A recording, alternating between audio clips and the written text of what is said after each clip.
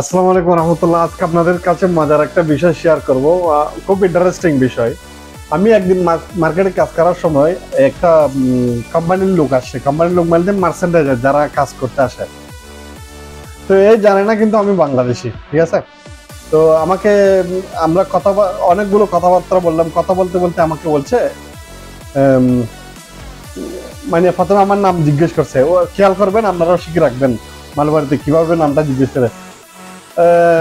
প্রথমে আমাকে বলছে এই কান ইংলে পেরেন্দে, মানে জিজ্ঞেস করছে বড় ভাই আপনার নামটা কি। আপু আমি বলছি আমার নাম মিলাদ। আপু এটা শেষ হওয়ার পর আমাকে বলছে ইকা ইংলে নাট হলো এটা, মানে আমার দেশের বাড়ি কই। মানে উনি জিজ্ঞেস করতে যাচ্ছে ওনার বাসায় আমার দেশের বাড়িটা কই। আমি বললাম যে আমার দেশের বাড়ি মালপ্পুরম। মালপ্পুরম মানে কেরালার একটা জায়গার নাম, মালপ্পুরম। তো বললো যে এর বাড়িও কিন্তু মালাপ্পুরম। আমি জানি না, আমি তো বলা আন্দাজ একটা অ্যাড্রেস বলছি। তো আমাকে জিজ্ঞেস করছে মালপ্পুরম ওটা, মানে মালপ্পুরমের কোথায়। আমি বলছি মালপ্পুরম পুন্নানি। পুন্নানি একটা জায়গার নাম আছে, মালপ্পুরম হচ্ছে ডিস্ট্রিক্ট, পুন্নানি হচ্ছে পুলিশ স্টেশন। তো আমি বলছি পুন্নানি আমার বাড়ি।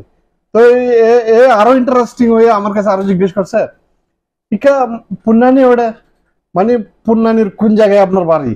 তখন আমার সাথে যারা কাজ করে তারা একটা অ্যাড্রেস বলতে আমি শুনি। আমার এরকম কলিগ ছিল সাথে, মানে এরার বাড়ি সেম পুন্নানি। তো ওখানে একটা বড় মসজিদ আছে, বড় মসজিদটা মানে খুব ফেমাস, ঠিক আছে। তো আমি বলছি বেড়েদে, বেড়েদে মানে বড়, পাল্লি মানে মসজিদ, বেড়েদে পাল্লিন্ডে ব্যাকিলে, বড় মসজিদের পিছনে।